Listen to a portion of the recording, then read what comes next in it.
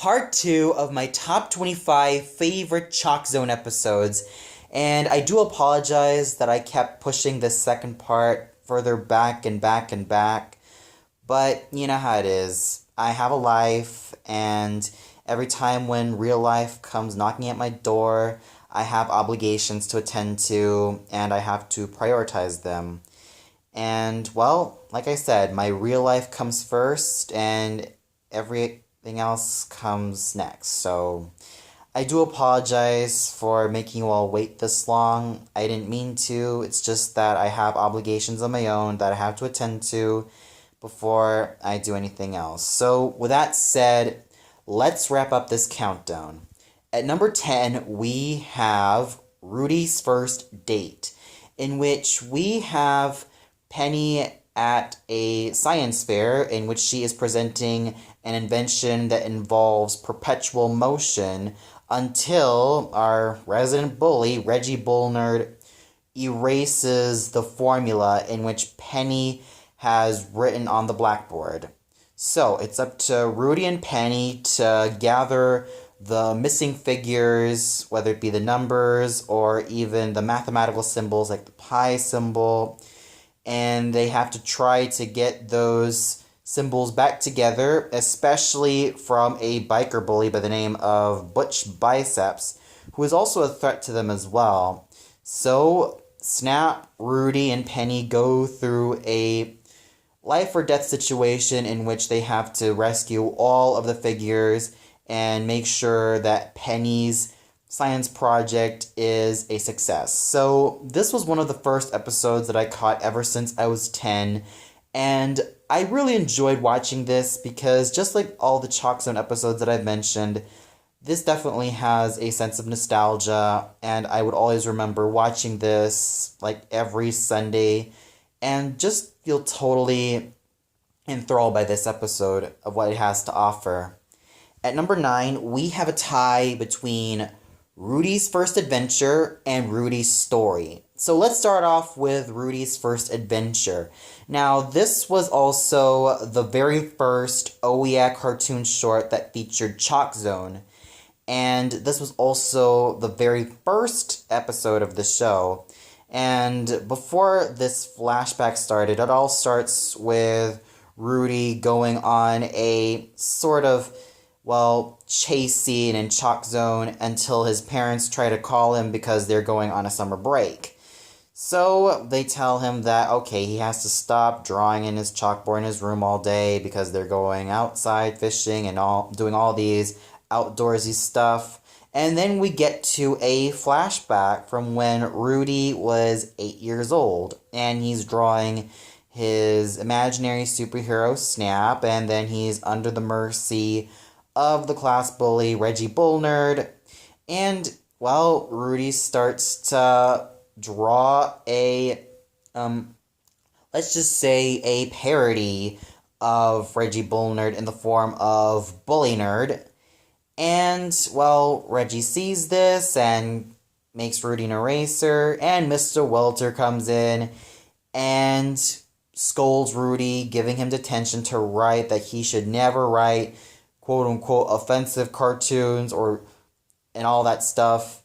And when Rudy's chalk breaks, he finds out that there is this special chalk called White Lightning Chalk, in which he accidentally draws a portal and sees that there is a world made out of chalk drawings, known as ChalkZone, obviously, and he sees his creation Snap alongside other creations that he's done, like Blocky, in which he's made ever since he was, a lot younger, and then the old lady in the bathtub, not to mention a myriad of other drawings done by kids that have been erased from the blackboard and end up in this really, really whimsical place called ChalkZone. And then Snap and Rudy outsmart Bully Nerd, and Rudy goes back to the real world, and Reggie is totally astonished by how Rudy can make such art come to life, and then, let's just say that Reggie Bullnerd gets his comeuppance, and the funny thing was the ending that Reggie doesn't know how to spell cartoons. And then we get to the next segment, which is Rudy's story. So, summer vacation has ended, and we even get to see that this is also the debut episode of one Penny Sanchez, who is also a recurring character, not to mention also one of the main heroines in this series. And she makes a report on what she did in her summer break, like seeing all different types of spiders. And Rudy presents his comic book. Mr. Welter, as usual, is totally pissed off by it. Reggie, laughs at Rudy's misfortune. But then Penny is totally fascinated by Rudy's imaginary world of ChalkZone, so Rudy tells it like it is, and it's just a lot of fun listening to Rudy of how he managed to trek through the entire environment, and Penny also gives some facts about spiders, of how their body works and how they manage to capture their prey and all that stuff. And, it all ends happily with Rudy stating that he's been spending his entire summer making the comic book. And, let's just say that these two first episodes were just a lot of fun and have made me very well acquainted with the world that ChalkZone had to offer. At number 8, we have the At number 8, we have the Skrawl, in which this is also the debut episode of, the Skrawl, who is one of the major villains of the show. And let me just tell you that this character is pretty much a character that I'm sure a lot of ChalkZone fans love, because he's a character that really loves the spotlight. He totally goes all over the top and melodramatic, and he's also voiced by the legendary Jim Cummings. I mean, with Jim Cummings, you can never, ever go wrong with any of his performance, and this is a testament to his vocal capabilities. As a Skrawl, he manages to give a certain megalomania and a certain grandeur and a certain type of amusement to make this character come to life. And we also get to see the origin story of this character. Once upon a time, during a snooty girl's birthday party by the name of Michelle, she wants Rudy to draw something. Unfortunately, because Reggie is being a dick as always, and even the other kids want in on this, they decide to make this sort of weird sort of drawing. And let's just say that Michelle sarcastically remarks the drawing, and then she erases it. Thus came the Skrawl. And now the Skrawl wants to take over ChalkZone and pretty much wants to make Rudy Tabooty's life a living hell.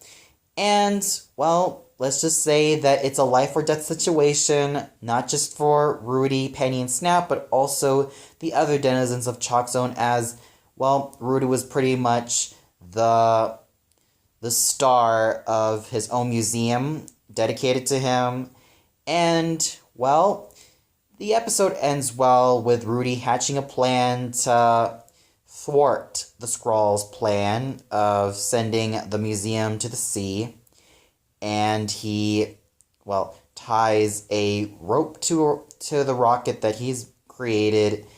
And, Skrawl states that he's going to have his revenge on Rudy Tabooty. The museum gets back to its proper place, and all ends well. So overall, this was definitely a great introductory episode to one of the recurring villains of ChalkZone. The one who really loves the spotlight, the one whose songs can be quite catchy, none other than the Skrawl. And special thanks to Jim Cummings for making this really underappreciated and really underrated villain come to life. At number 7, we have Cleo's Secret, in which Rudy, Penny, and their classmates go on a class tour with their teacher, Mr. Welter, to an ancient history museum. Rudy is rather curious to see what those hieroglyphics state in terms of Cleopatra. So, Rudy and Penny go into ancient Egypt ChalkZone, in which, well, they encounter Snap, and not to mention, they encounter Princess Cleopatra, who prefers to have her braces on and is in constant hot pursuit by two people in masks, until they find out that those masked people turn out to be her dentists, who want to take her braces off because it's high time that she's shown that her teeth are okay and her teeth are in better condition and she can feel free to smile. At first, Cleo is rather scared of that type of promise made by the dentists, but through an elaborate scheme made by Rudy, Penny, and Snap, they trap Cleopatra, they bring her to the dentist, and once they manage to take care of Cleopatra's braces, she can smile again, and she's totally grateful of Rudy, Penny, and Snap. And back in the real world, Rudy and Penny managed to get themselves an award and are featured on the front page. So this was definitely a really fun episode that I really enjoyed, especially seeing, like, Cleopatra as this princess who really at first does not want her braces taken off and is in constant hot pursuit. And I really would have wanted to see a lot more of her. It was just a really great introductory episode to a minor character that I had a lot of fun with, and it was just a lot of fun all around. At number 6, we have the Heist, in which there is a new change to the city of Plainsville, and Mr. Welter states that instead of Plainsville, they're going to eliminate the S and just call it Plainville. Along the way, there is a celebrity wrestler by the name of Thor Throat, alongside his best buddy / accomplice, and his name is the guy who basically uses bricks to break, the Brick Breaker. Yeah, and he visits the town of Plainville and decides to put up an arena and decides that he's going to have a throwdown for them. And at first, Rudy's excited, and even Joe Tabooty's extremely excited because he is the guest of honor to Thor Throat until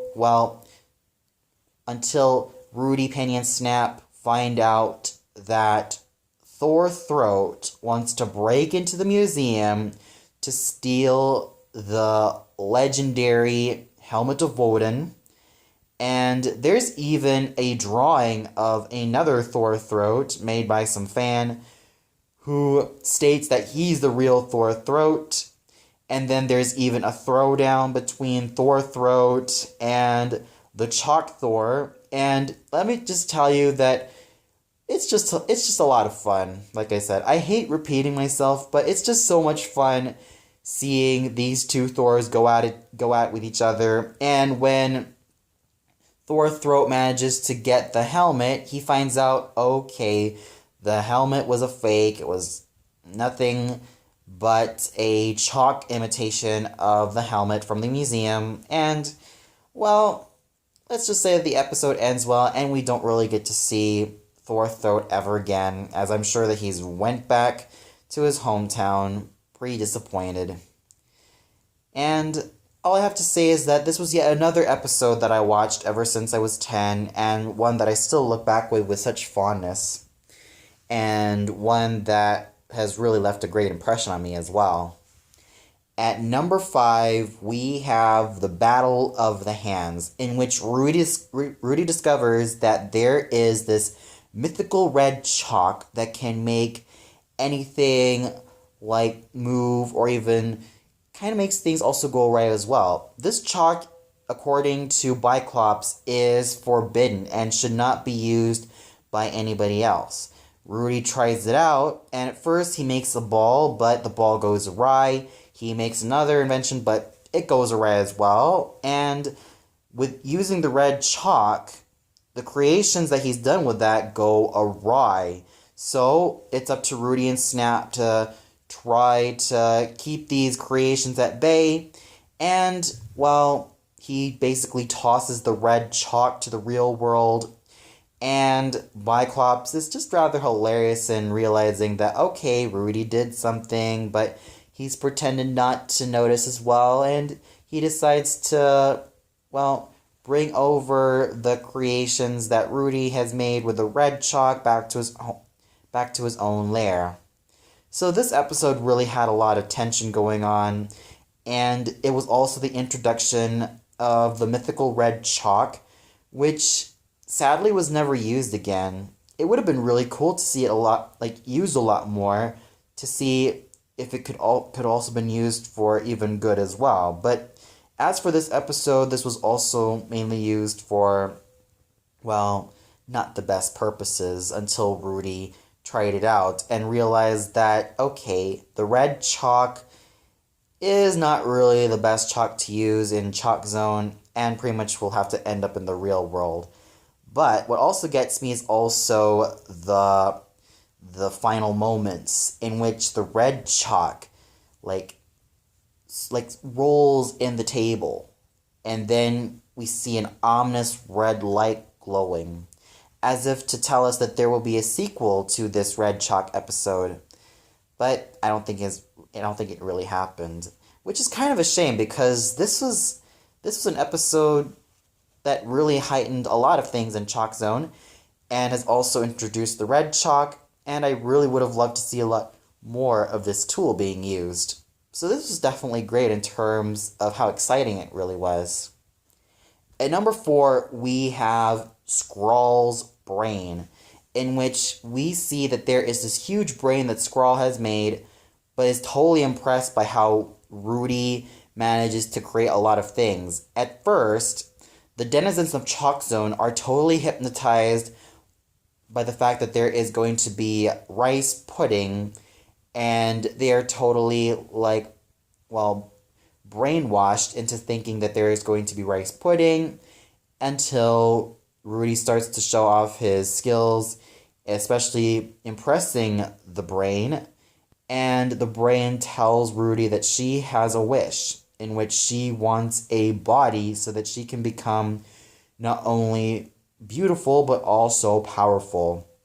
So the brain takes advantage of Rudy, and at first Rudy doesn't even want that the brain should take advantage of him and all that stuff. So when everybody else goes back to normal thanks to Rudy's condition, well, they hatch a scheme in which to make the brain, well, let's just say, be defeated. So they rearrange the body parts of what the brain wanted, and it looks rather weird seeing the eye in the mouth area and all those other areas being mixed up. The brain's finally defeated alongside Skrawl and the Beanie Boys so far, and everything ends well. So the brain is definitely a very formidable character, and even a formidable foe as well. Not to mention, what really makes this one-time character very great is that she manages to give Skrawl a run for his money because of just how powerful she really is. I mean, she's even hypnotized Skrawl and the Beanie Boys. Now that is just how powerful this one-time character really is. And this would have been really cool if she were the main villain as well, and if the season finale would have been involved around her as well. That would have been really cool. It would have been really cool to see an episode in which the denizens of ChalkZone band together to defeat this all-powerful being called the Brain. Unfortunately, we didn't really get that, which is kind of sad, because even though the Brain was a one-time character, she certainly left a huge impression on me. Even to this day, she manages to be just awesome in terms of just how great she really is. At number 3, we have Double Trouble, in which Craniac 4 and who was that? The Skrawl are in cahoots together and decide that they have an elaborate scheme in which Rudy has to save some denizens from ChalkZone, And at first they trap him in this sort of mold, but Rudy manages to get out unscathed, only to find out that this is definitely a scheme done by Skrawl and Craniac 4 to create a robot replica of Rudy. One who destroys things but then manages to fix things up to the way they were. So their plan seems to work. Unfortunately, Craniac 4 decides to take liberties into his own hands, thus upsetting the Skrawl. And, well, and even the twist ending is just awesome.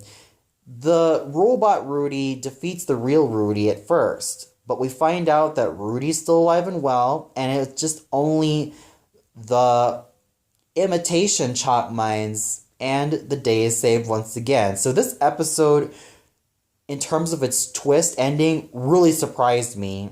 And this also was a great episode in showing that, well, he can be very clever, and it really does show Rudy's cleverness shown at its very best. And there's also a B-plot in this episode that involved Rudy and Penny fighting over which robot they want to make for the upcoming robot fair. And they get in a spat with each other. Thus, the B-plot and the A-plot managed to really mesh well together, which is really why I really like this episode so much. At number 2, we have a tie between we have the day the ChalkZone stood still, which is also one of the final episodes of ChalkZone. So this starts off like this. It's New Year's Eve, and Mr. and Mrs. Tabuti are going out on a New Year's party, thus leaving Rudy and Penny to house sit until they go to ChalkZone for New Year's, only to find out that everybody is immobilized and that the New Year baby has not come out. We find out that it's all thanks to Old Man Last Year, who wants the Minute Hand for himself, and it's up to Rudy, Penny, and Snap to grab the Minute Hand.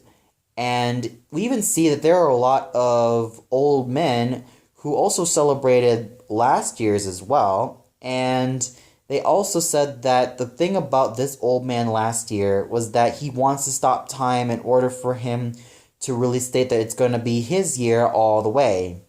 And then old man last year gets his comeuppance and he turns into a cuckoo clock.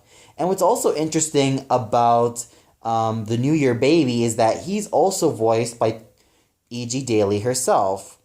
So he's also reminiscent of Tommy Pickles as well, because, well, when you hear the New Year baby's one line, you think, oh, Tommy Pickles also voiced this kid as well, and not just Rudy. So this episode was actually pretty good as a final episode, but it probably could have been grander. But still, this episode was really enjoyable in terms of a lot of the risks that Rudy and Penny and Snap have to take in order to restore New Year's into its proper place.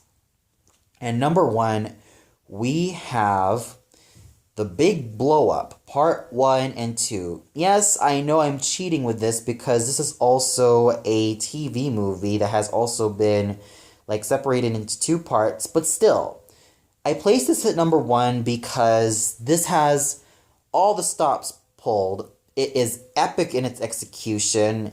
It manages to have a great sense of fun, and not to mention the stakes that each of the characters go through, they're very high. So it all starts off like this. We get a sort of Indiana Jones-esque scene in which Rudy explores the weird and wonderful environment that the ChalkZone forest has to offer until Rudy, Penny, and Snap, or mostly Rudy, stumbles into an ancient temple in which he sees a giant turtle shell covered by a lot of these red creatures until these red creatures wake up and they turn out to be deflator mouses. Now, these type of creatures are also a play on the German word Die Fledermaus, and it's also an operetta composed by Johann Strauss. Now, for those of you who don't know German, Die Fledermaus means the bat. And these creatures are also not only a play on the German word, but also on the Johann Strauss operetta Die Fledermaus. So, the Die Fledermauses proceed to wreak havoc on all the denizens of ChalkZone, in which once they are bitten, they basically expand and they balloon up. So this is a condition, according to ChalkZone, that's known as balloonemia, in which once they are bitten by these creatures, any denizen of ChalkZone will end up inflating, and once they inflate further, they will then explode once the condition won't stop. So it's up to Rudy to also correct this mistake as well, and they even encounter Barney the the Encyclopedia Centipede. Oh yeah, Encyclopedia Centipede. Yeah, Barney the Encyclopedia Centipede, who was also voiced by the legendary Malcolm McDowell, who was very well known for his role as Alex D. Large from A Clockwork Orange, and even in Teen Titans as Mad Mod. So the fact that a legendary actor, even a character actor like Malcolm McDowell, managed to really be in this TV show is just a true testament just to how awesome this show truly is once you get to know it better. So at first, Barney is rather reluctant at first because of what happened to King Mumbo Jumbo, and then we get to really see that the tension of these moments really heighten, and like I said, this episode, or these two episodes, really do heighten a lot of the tension that really makes this really great and memorable its own way, and that's why I placed The Big Blow Up as number 1 in my top 25 favorite ChalkZone episodes list. It's epic, the stakes are high, and not to mention we get Malcolm frickin' McDowell, and not to mention the ending is just great in its own way, and not to mention the climax. It's just fabulously done. Well, that's all for now, and what I've also realized about ChalkZone is that there are also some songs that I really love that I enjoy to this very day. So, tune in later for that as well, ladies and gentlemen, and until then, see you later.